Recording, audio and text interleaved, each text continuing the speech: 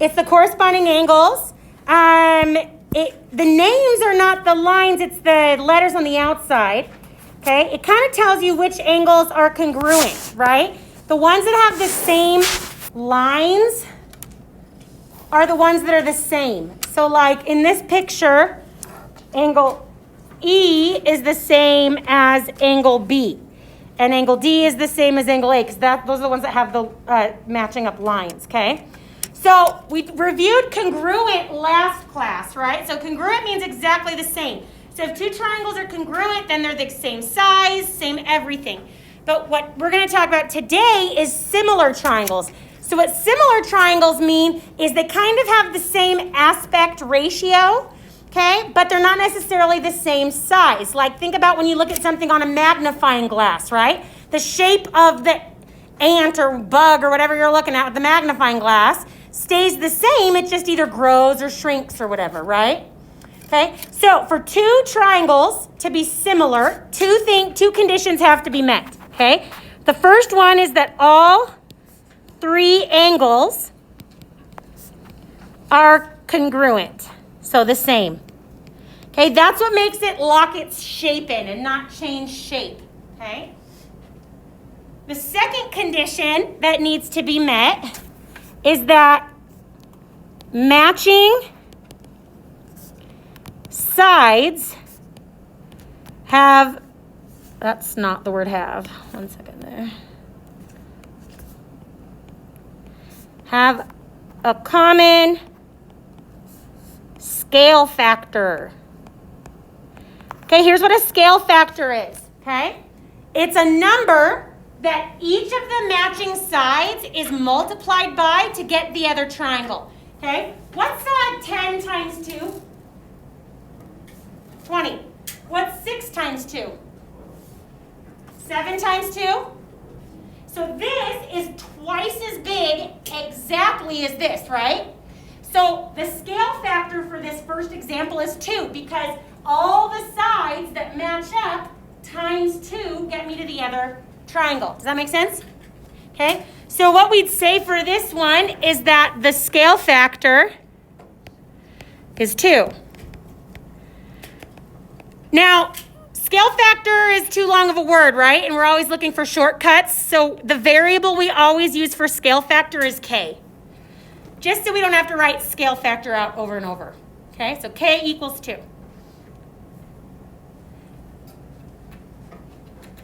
Questions so far? Great. An enlargement is when my triangle gets bigger. So K is greater than 1. What does timesing something by 1 do? What does it change when I times something by 1? Doesn't change anything, right? So bigger than 1 is what I'd multiply by to get an enlargement. So my second shape is getting bigger, okay? Good? And then a reduction is when my second shape is going to get smaller. So for that to happen, my scale factor, okay, is between 0 and 1. Can't be 1 because that doesn't change anything. Can't be 0 because if I multiply each side by 0, the triangle doesn't just shrink, it disappears completely, right? So between 0 and 1 is what's going to make something smaller. And I can't have a negative scale factor because the side lengths of a triangle can't be a negative number, okay? Can't measure a negative number on a ruler, right? How we doing, okay? Okay, next we have these triangles, okay? So to figure out a scale factor, okay, it says of the polygon on the left to the polygon on the right. So what that means is that the one on the left we call our pre-image. That's our first image. And the one on the right we call our post-image, okay?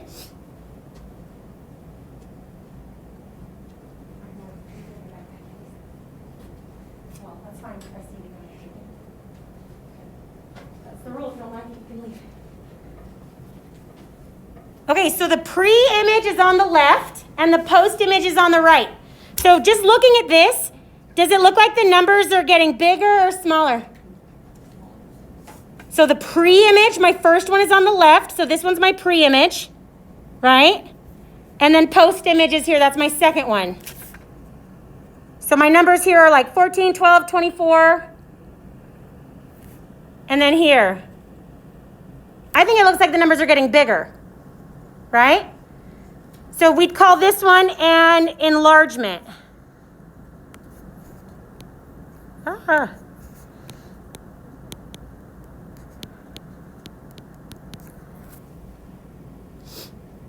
Because from the left to the right, okay, my shape is getting bigger.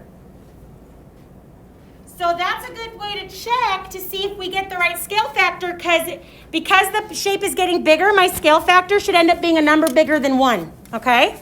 So here's how you find the scale factor. You're going to find two sides that match together in the triangle. So like the smallest side of one and the smallest side on the other, or the biggest side on one and the biggest side on the other, okay? So on this one, tell me two numbers you think probably match up.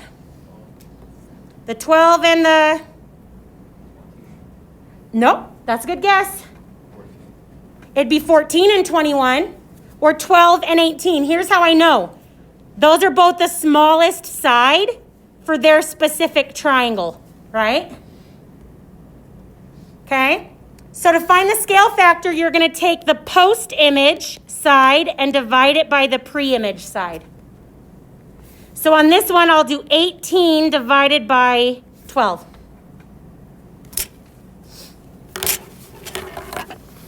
What goes into each of those that I could reduce? Can you think of a number? 2, okay. We can go by 2. Anything bigger? Think GCF. 6, okay. If I reduce by 6, then I'd have 3/2. That's my K value. That's bigger than 1, right? Here's a way to check to see if you got the right scale factor. Take your 3/2, times it by one of the other sides. So in your calculators, type in 3/2 times 14. See what you get.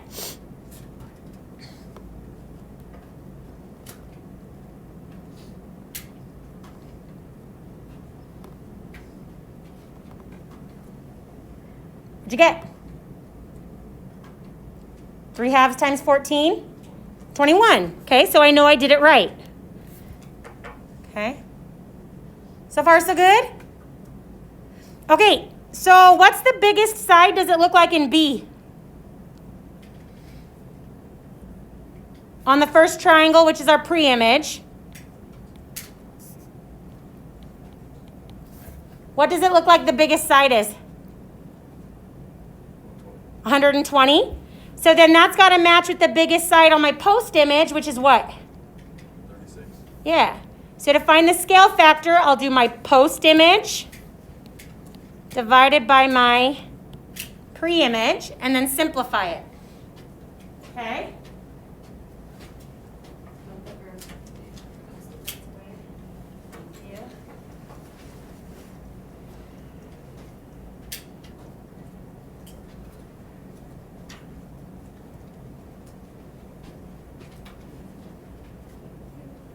Okay, so find your scale factor for the second one.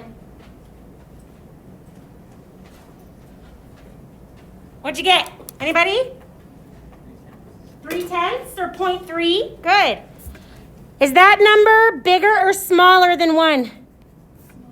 Which should make sense because isn't my post image a smaller triangle than my pre-image? So I knew that this one was a reduction.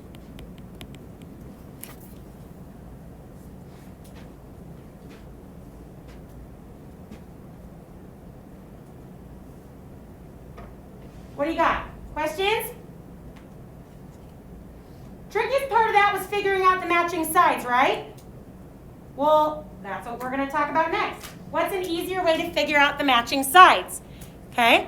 Well, that's where what's called a similarity statement comes in. Okay, a similarity statement identifies the corresponding sides and angles of two similar figures. So this is the similarity statement here. The first one's always my pre-image. And the second one listed is my post image, so that I can figure out what's an enlargement and what's a reduction. Is this one an enlargement or a reduction? It's a reduction. My pre-image is the bigger shape, right? So the first one listed in the similarity statement is your pre-image. If it helps, sometimes I just write pre and post in the middle of them. And my second one was smaller, right? So this one would have been a reduction, okay? So the order of the letters tells me which angles are congruent and which side lengths are going to match up for this similarity. So notice how in my pre-image, my K is first. So that means it's going to be congruent with the K for the other triangle. And then my L is second. So that means angle L and angle Q correspond. So they're congruent. And my M is last. So my R is what corresponds with that one, because that is the one that is also listed last. That make sense? How are we doing, okay? Okay, the order of the letters is how we can match up corresponding sides too. So the side that goes between K and L, okay, matches up with the side that goes between K and Q. So KL corresponds with KQ.